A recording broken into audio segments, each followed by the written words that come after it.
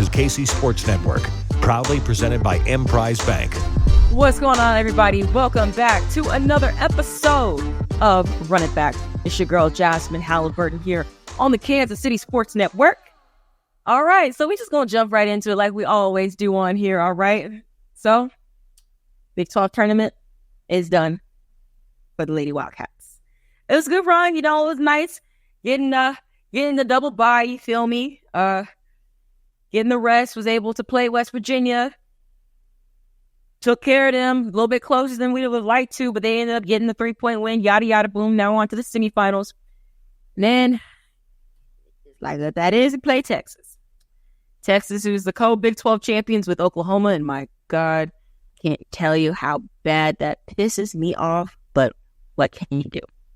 What can you do? Can't do jack diddly squat about it. So, all right, is what it is. We got the matchup with Texas, all right. 1-1 coming into this game. We won one at home in Manhattan, and they were able to win one in Austin. Yeah. So cool. Coming in this game, boom, we on a skid. They on the come up. They pretty much stayed top 5 for the majority of the season. Rightfully so. Texas is really, really good. Let's be straightforward and factual with that. Texas is a damn good team. They literally always have been. Shocker. Surprise, right? In this game, you see, I was there. I was given the opportunity to get there. I know when I had Coach Mitty on last week, I told him I'd be in Manhattan if they were able to host a game. Right now, it doesn't look very much like that would happen, but I wanted to go to a game anyway. I was lucky enough to be off work on Monday when they were playing Texas and Kansas City. My parents came in for their anniversary, so we're like, hey, let's take a trip to KC from Columbia. I got the tickets. We cool. Watch us a little bit of basketball, right? So it was good. It was nice for me to be able to be there. I told Coach Mitty I was going to be there for at least one game this season, and I fulfilled my promise. Didn't get a chance to say what's up to him or any of the other coaches or any of the other players, but say la vie. There's always next time, right? So here I am, T-Mobile Arena, sitting down, tip-off about to start between K-State and Texas. I was just in one of the bars across the way at the Power Light District, chilling, chopping it up with folk. And I was watching Iowa State literally beat Oklahoma's behind, and it was, all right. We love seeing one of the defectors get beat. We really do. Gosh, I just hate that it's Iowa State, because Iowa State left that really disgusting taste in our mouth to end the regular season. By the last home game, senior night, was able to beat us at home on senior night. We were almost undefeated at home until Iowa State came to town. Makes me absolutely sick. But what's in the past is in the past. I saw them dismantle Oklahoma. Be like, all right. Now I was just sitting there like, God, please let K-State win this game. Please, because I want to get their asses back. Okay? I did. I really, truly, and utterly did. But unfortunately, Texas did not give us that opportunity. And as of right now, I think Texas and Iowa State are playing. And last time I checked, Texas was up 20 at the half. So unless something miraculous happens, congratulations to Texas for winning regular season champion and tournament champion. Suckers. God, I hate them so much. Whatever. Go to the SEC. Just go. I'll be watching when y'all play LSU and South Carolina. And I'm not even trying to be snarky. I really think those would be damn good games. But still, that's beside the point, right? Texas was able to hand us this loss, 64-71.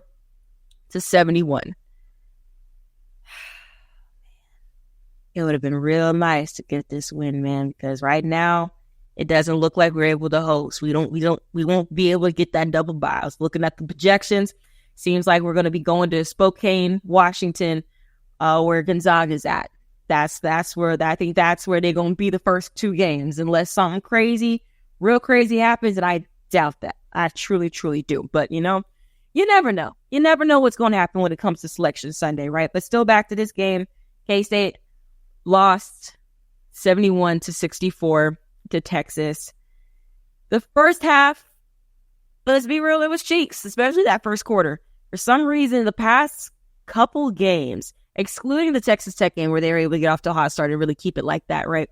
But the past couple games, they just been like some slow starts. They were on a slow start against West Virginia. West Virginia had 23 points in the first quarter. And when you're a defense that literally has held teams to single digit points at certain points of the season. You don't want a team scoring 23 points in any quarter, first and foremost. Let's get that under control, right? But they were able to still knock that down and knock them around in West Virginia, able to get the win. Boom. That was not the case with Texas. Once again, they repeated against West Virginia like they did with Texas. Texas ended up scoring 24 points in the first quarter to K-State's 14. And once again, another slow start. And they were able to get it going from there on after. I get that. I think K-State, we might have been down like by what? I might be tripping. Maybe 11 to 14 points at some point, right? And I'm like, yo, we need to get this going. They made a run towards the end of the first half, and they were able to cut the lead down to 8. I'm like, all right, cool. I'm cool with that. Y'all just need to get this popping because Texas is too damn good, and we are lucky enough that Madison Booker got 2 quick fouls, and they put her behind on the bench because Madison Booker is so damn good. She is so damn good. Like, she was co-player of the year, and she's a freshman. Like, when she gets to her spot in that mid-range, my God, no one's able to stop her but herself. that is literally it because Madison Booker is so damn good. And she's going to be a problem for the rest of the SEC. The rest of the SEC, because my God, she's just too damn good. But either way, still, K-State was lucky to be within 8 at half. I'm like, all right, I'm cool with that. And always sticking on the first half because I was in the building. I was at T-Mobile Center. I was sitting down. I was chilling. And if y'all don't really know me or really seen my shenanigans when I go to any sort of sporting event, baby, I get into it. I was the only one in my section yelling, screaming. I never yell anything outlandish or anything mean, okay? But I do get your attention, damn it. I do. And I was the only person really bringing that energy in my section. There was times in that first half against Texas where all 12 Texas fans were louder than us. I'm let that sink in. Why was at any point in this game, Texas fans from Austin drive a long way, so there's not a whole lot of them, were louder than some of the fans, the several purple fans that were in that building. It was damn embarrassing. It was damn disgraceful, and I was very disappointed in all of you. But they were able to get that mess going in the second half. When the players start playing better, that's when everybody started to cheer more. But I'm gonna need people to keep that same energy from tip to the final buzzer, okay? Because that was unacceptable. People need to be louder. And who knows? Maybe the outcome of that game would have been different. Because I damn sure know the players starting to feel that energy once we brought that energy in the second half. Okay, that's I know what was able to happen because I was standing up. Hell, even my parents were standing up, and they're a lot more chill than I am. Always have been, but I get into it. I have people turn around when I'm yelling, standing up, because I think that's a successful day. But still, wasn't the case in that first half. Was the case in the second half. I'm just need everybody to keep that energy for any games from here on out and all the way to the end of time. I don't care if they good, they bad, they suck. Don't care. Scream. I need to scare people. I need K-State fans to scare people when they show up in any sort of arena. But that's neither here or there. I'll get back to the game. K-State able to get within 8 points of Texas. Cool. Like I said, lucky enough that Madison Booker had 2 quick fouls and had to sit out the majority of the first half. Third quarter comes around. They needed to jump on them. They needed to jump on them quickly. And I think K-State was able to do that. I think Coach Mitty said, like, yo, y'all need to start shooting more threes because I think they went, they only took 3 3-pointers in the first half, K-State did, and they went 0 for 3. They just were not shooting. They had like a brief moment of daylight and they just did not want to shoot the ball. I'm like, bro, you're giving us flashbacks of a few years ago when they were daring you to shoot and knowing that you won't do it. You need to shut them up and start shooting the damn ball. I really do not care if you miss it. I mentioned that a few weeks ago, how only 2 players would attempt more than four shots a game. That was unacceptable. You shoot the hell out the ball. I don't care if you miss every single time. You keep shooting. At some point, something's gonna go in. Who knows? You might be the microwave. As soon as you see one starts to fall in, then boom, you never know what's going to happen after that. It could really start raining buckets. But I think something, I don't know what Mitty said fully verbatim, but I feel like he said something along those lines because they started shooting more shots, especially more jump shots or 3-pointers in the second half. And that's what kind of got into it. In a long time, we would stay, it would never got anything over, say, 8-9 points during that third quarter. But that's when K-State really started to make a run and make things really, really tight against Texas. And K-State was coming back. K-State was coming back. And at some point in the fourth quarter, K-State had the lead. However brief it may have been, they were there. They was on the Longhorns' ass. It's true. They were on their behinds. But then something just happened in the final 3 minutes to where offensively and defensively, it just seemed like they broke down. There was a moment where there was a defensive miscommunication that left a wide open shooter to hit a three when I think it was either tied or we were up one. And then an out of bounds play happened, and then that left, and it was a really good curl, whatever. I forget. I think it was Gonzalez who had it. She was wide open, threw it into the paint, and she had a wide open layup, and boom, we were just not able to recover after that. Because at that point, we were trying to play the foul game and hope that they miss some free throws and hope that we, make some free throws and things like that. It was so close. It was though, to me, those two plays that were back to back at this point in the game that was so incredibly tight with under 2 minutes left. I think that's kind of what sealed the deal for us. And then, of course, had some miscues offensively after those two plays, had turnovers. I know, unfortunately, Serena Sundell, she lost the ball right in front of her feet. And you saw her kind of deflate a little bit. Like she didn't want to reach and dive towards the ball that she lost that was still at her feet. I would have been like, man, forget that moment. Just get the jump ball, do something. But unfortunately, you just got in her own head for that moment. And that ended up causing them to foul because you still want to play the foul game and send Texas to the free throw line. And then it was at that point, it was a 2-point game, 5-point game. It just kept going up to where it was at 7-point game because they were trying to play the free throw game because they weren't really in sync anymore when it came to the final 3 minutes. And we'll dive a little bit more into that into the second half of the show. But first and foremost, please, home field apparel, they just getting better and better every damn week. It seems like new shirts for everybody. So please get your hats, get your shirts, get your hoodie, even though it's about to be spring and summertime. I don't care. Who knows? You might be able to get it for cheaper. I don't know. But either way, go hit up homefieldapparel.com and we'll be right back. We appreciate you supporting KC Sports Network by listening to our podcast. You have helped us become the highest-ranked Chiefs podcast network in 2022 and 2023. And don't forget about our daily Substack newsletter, the best written analysis you can find on the Chiefs straight to your inbox every day. kcsn.substack.com. All right, y'all. So now welcome back to Run It Back. Once again, going to be adding on a little bit more with this game against Texas in the semifinals of the Big 12 championship game. K-State fell just short of getting to the final. This was a close game, bro. They were able to fight back from being down at most 14 points at some point in this game. They were really giving Texas a handful, especially in that third quarter and majority of the fourth quarter. But just the last 3 minutes or so is when things started to go awry.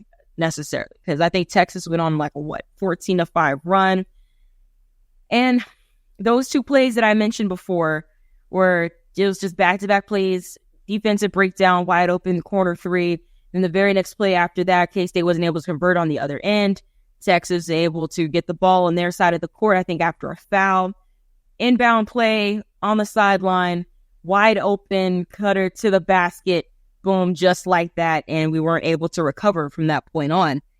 But just seems like in those final 3 minutes, I'm like, Yoki is Yoki. Let's be real. Let's be honest about that. We know this. Yoki was the game's leading scorer. She had 25 points, 10 rebounds. Once again, Yoki is nowhere near 100%. If she was near 100%, she'd probably have a 20-point double-double. She'd probably have 10 more rebounds.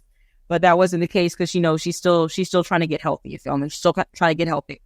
But I talked to, after the game was over, I was talking to my folks, and I'm like, Yoki didn't touch the ball. It seems like the last 5 minutes of the game. No one was stopping Yoki. No one was stopping her. She was 11 of 17 from the field. No one was able to really shut Yoki down, block her shot. She was getting whatever she wanted. She truly, truly was, especially when Taylor Jones of Texas, number 44, was in the game. She was just eating her up. She was really just eating her up. And Deanna Gaston, you know, she's just a really like energetic player, high motor player, like a lot of these Texas players are. They're just high motor. That's why they're so good on defense and so active offensively. They're just high motors. But even then, I'm like, bro, there's nothing could be done about Yoki for Texas. Nothing could be done about her. So that's why I'm like, I don't understand why she barely at all touched the ball that late in the fourth quarter when they had the lead. They hit some huge threes down the stretch. I know Gabby Gregory, she hit a 3 down the stretch. I know Riley Glenn, I think she hit a 3 down the stretch as well. And it was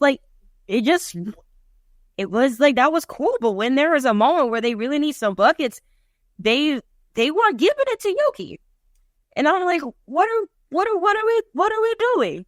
There is at no point in this game were they able to stop Yoki in the low block. In that 0 point in this game, that the best that Texas would hope for is that they drag her out a little bit more further out of position. So when she catches the ball, she wasn't in a position to shoot the ball. So she had to put it like, you know, set a partial screen and give it back to Serena, or partial screen and give it back to Ziana Walker, whoever. Okay, that was the best defensive stop on Yoki that Texas could have had, was to make sure you try to bring her out of the post, right? But that wasn't a whole lot in this game. When Yoki hit that low block, and I know every time she's in the post with somebody, it's practically fighting, because she always get in position, because she's typically the bigger player, and all the players are trying to flop and fill out and trying to draw a foul, but it ends up not working in their favor. There was a lot of things that was let go in this game. There's a lot of stupid stuff that was called in this game as well. Both sides of the ball.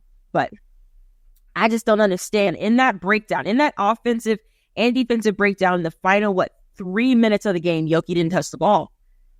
Like, I don't understand. I know there was a moment where there was a layup from, I don't remember who, it might have been from Bradley Glenn, but they were trying to get a rebound. Yoki's trying to get the rebound. The ball was just jumping back and forth and tipped 3 times in the air before Texas was able to snag it. And then from that point on, and be like, dang, that was the most Yoki has touched the ball in his entire 3 minutes. And I just thought that was just that really, really sucks, because that would have made a difference. 1 or 2 buckets from her in that last 3 minutes of the game would have changed so much. Would have changed so much. But c'est la vie. There's nothing that you can do about it right now. That is what that is. But I'm tired of talking about what kind of sucks as far as what didn't go our way at that point. I want to give the biggest of shout outs to Ziana Walker and Briley Glenn, especially in that fourth quarter.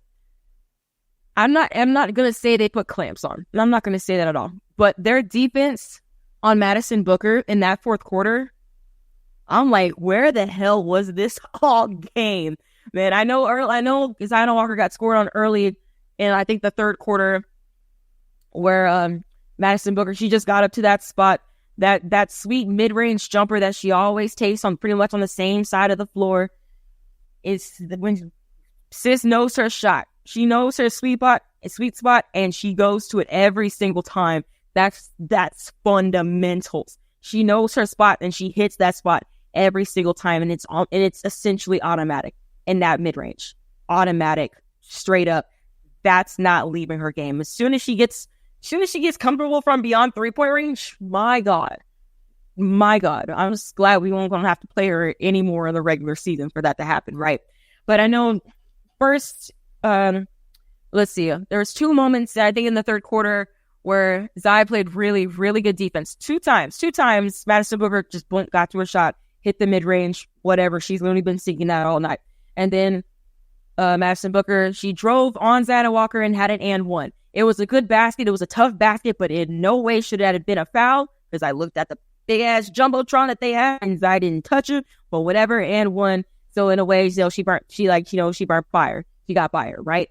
But then at that point in time, Zai was able to really, really, really tighten up that defense, where Madison Booker was starting to miss a little bit more of those automatic mid-range jumpers that she was shooting. When I tell you automatic, I do mean automatic. My God, she was starting to miss a little bit more.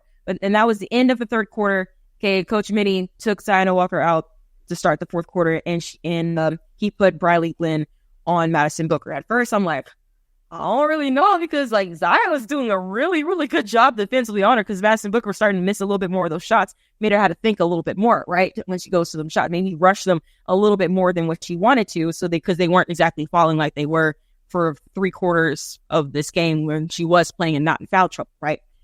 But man, when I tell you that Briley locked the hell in, my God. And I'm glad the ref was letting them get away with it. We'll get to the refs in a moment, like hand checking and trying to get the steal. She was playing excellent defense on Madison Booker. It was superb. I was getting hype, and I'm a hype individual when I'm watching any of these games. But I was getting hype. Like, it was at a point where, like, Brady, she is on her behind, like white on rice in a paper plate in a snowstorm. She was on her behind in that fourth quarter. And that was the reason why K-State was able to get as close as they did and even take the lead at one point in this fourth quarter, because of how well the defense that Briley Glenn was playing on Madison Booker. Texas's best player, Madison Booker, ended the game with 17 points on 26 minutes. Remember, she didn't play a whole lot because she had a foul trouble in that first half. But baby, Briley, girl, I want to see more of this. I want to see more of that, because if this defensive tenacity was there from the jump, from not only like Zai and Briley, but like everybody, because they all tightened up defensively, just imagine where y'all could be right now. And I'm not saying that you'd be playing the Big 12 championship, but I'm saying that y'all wouldn't have gone maybe 6-5 in the last 11 games. Oh my God, look at y'all. Y'all really turned the hell up on the defense, especially on Madison Booker. There was a point where Briley even had a steal, and she was able to snatch the ball away from him. I'm like, that's how you do it. There you go. She maybe got a little bit too overzealous and went for the floater that kind of didn't hit anything on the other end. But still, that was not a point of the game where everything got away with us. There was still time. That's when the gap goat was starting to show up a little bit more in that second half because of what they were doing. And I'm feeling sticky to Madison Booker, making her feel uncomfortable. There was a point where Madison Booker was asking for more screens because they know that we was going to switch. And that wasn't the case. And I know they were able to get a switch where Yoki was on her for literally one offensive possession. And for a moment, I'm like, oh God, you know what I mean? Because that's not a good matchup. That's not a good matchup with her and Yoki, especially with all that space.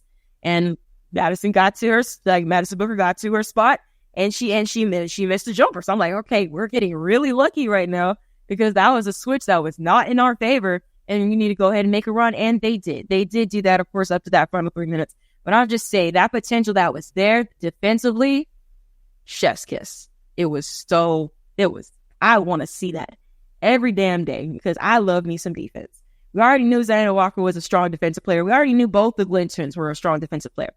But I'm like, but that kind of defense from Briley Glenn, girl, that's how you slide your damn feet. I'm telling you, she's been a good defensive player, but I feel like that was just a different level just because of how good that Madison Booker is. Truly, truly how good she is, and such a young player too.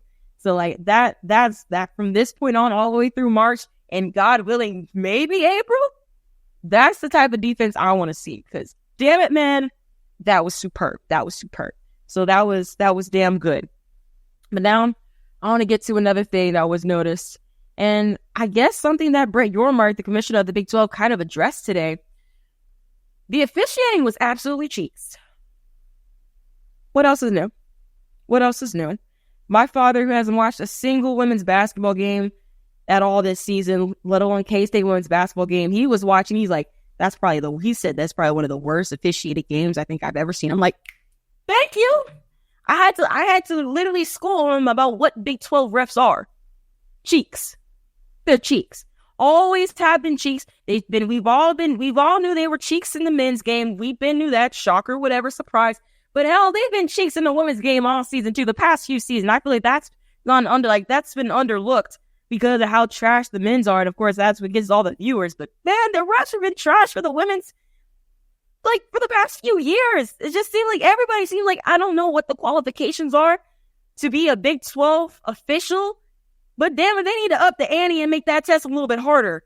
This must be something they can do online, because I swear that was trash. It was complete and utter trash. Cause like, what? I don't even know what moment I can truly pick.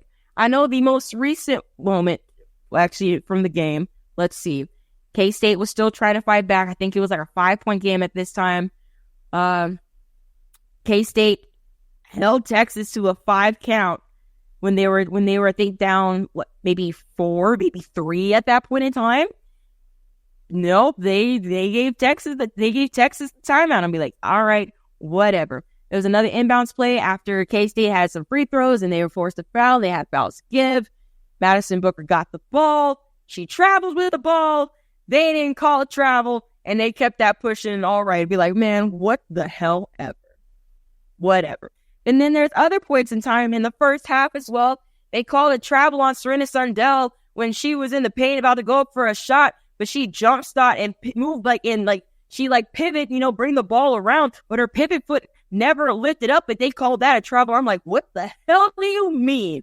That is a travel. But then there's the other end where they called on Texas where that was a travel and it wasn't called and it was more egregious than anything that Serena Sundell even did. I'm like, I don't know. I don't understand. Y'all need to figure out what the hell is a travel and what the hell is not a travel. Read a damn book and it will let you know. I just don't understand. It feels like the game was moving too fast for them, for the officials. The game was moving too fast because I'm like, what the hell are you looking at? And even on the and one that I talked about earlier that Madison Booker had on Xander Walker where she kind of blew by her. I mean, it was a good bucket, but Zaya didn't touch her. She did not touch her at all. I'm like, where are they seeing any of this? And it was just trash. It was just trash all around. And I know the really good defense I was talking about with Briley Glenn on Madison Booker. I guess at that point in time, they decided to let the girls play. Cool, because I'm like, there's a little bit of hand checking, reaching in for Briley to force a steal on Booker, right? But then once it got under a minute, she couldn't do that anymore. And then it was a foul. I'm like, I don't know. It's just so incredibly frustrating. I cannot fully blame this loss. I can't blame this loss on the officials. I can't. I can't. K-State had chances to take the lead and keep the lead and everything like that, or at least make it tighter, whatever. So I can't put everything on the officials. But my God, y'all know how damn annoying you are because you're bad at your job? Do you know? I truly think they don't give a damn. They just don't, because a jack diddly squat has changed. But apparently I saw it on Twitter when I was scrolling before the show. Kellis Robinette, shout out to him. He posted something.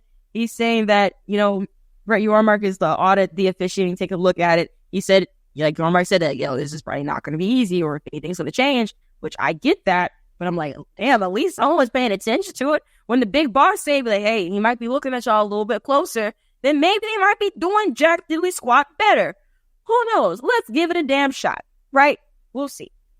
Because, my God, everybody knows this. I don't care if you're a K-State fan or not. You'll all know the officiating was absolutely butt cheeks. We've been there. This ain't no shocker. So we'll see. If anything decides to change. Who knows? But yes, that was K-State's run in the Big 12. Short-lived, even though we did have a double bye, so that's the reason for that. So now you just gotta move on to the next. I know Coach Mitty and a few of the players, especially Gabby Gregory, nice to see her I feel like she found her shot a little bit more these past few games. She scored, I think, 8 points in that game, hit 2 3-pointers, both were really, really huge points in the game. I just would love to just see her just take more shots because I feel like she's getting that confidence back again. I just want to see her hit some more shots, right? But after the game, she was saying this is the type of intensity that they needed. It just didn't work out in their favor. But if they play with this type of intensity from here on out, they can beat a lot of teams. They can win a lot of games. And I think that I see that defense that Zai and Briley played on any players that nowhere near Madison Booker's level. Bruh, need I say more? Feeling like, okay, yeah, y'all can hit some perimeter shots. You're open. They're letting you shoot these shots. They're daring you to shoot these shots. Just shoot the shots. Shoot the J. I would like to see Zayana Walker. Zayana Walker is so good. I don't have to say too much on her. She is so good. I just want to see that offensive confidence more, because she's one of those players who can put the ball on the floor and literally get her own shot. She can get her own bucket. I would just love to see that more from her. See that confidence, get back up in her where she can easily get 10 points off the bench. I would love to see more from her with that when it comes to Selection Sunday in March Madness. After this loss to Texas, it looks like they will not be hosting the first 2 rounds of the NCAA tournament, which is a huge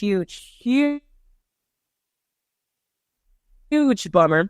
But, it is what it is. That does not mean they won't be able to make a run. I remember they beat the last tournament time they were in the NCAA tournament. I think they were playing, I hope this was a few years ago, so God forgive me if it's wrong. I think they were playing North Carolina, and they were able to get the win. I think it was somewhere in the first round. Yeah, check back in with me on that one. But they've been able to win on the road before in the NCAA tournament. That's that. So we just gotta wait and see. Right now, the projections I was looking at on ESPN, the projections is that they will be in Spokane, Washington, where Gonzaga would host. Gonzaga is the 4 seed. K-State right now is at the 5 seed. They would be matching up against 12 seed Drake. Gonzaga would be matching up against 13th seed Cleveland State. So if all things go according to plan, it would be K-State and Gonzaga for a 4 and 5 matchup at Gonzaga. So I think that's reason to sweat a little bit. But we'll see. We'll see. If you get the ball to Yoki, I feel like there's no one that can truly stop her in my mind. So we'll just have to see how that goes. And we won't know until Selection Sunday comes around. That will be this Sunday, of course, at 7 p.m. We just got to sit there, cross our fingers, and hope something would arise somewhere else for K-State to be able to host. But you never know. But when we find out, we'll have another episode of Run It Back. Maybe even have Coach Mitty back on, or maybe even one of the other players on. We'll just see how everything falls. You know what I mean? After Selection Sunday, who knows? Maybe they need to get their mind right. And baby, I understand that because I want everybody to get healthy and I want everybody to really get their mentals right to start making a run, because I'd be damned if this season ends with them having nothing to show for it. Unfortunately, a regular season title and a tournament title, that's not in the cards for them with such a great season, one of the better seasons that in K-State history. I would love for them to have something to show for it. A banner, Sweet 16 banner, Elite 8 banner, Final 4 banner, hell, championship banner.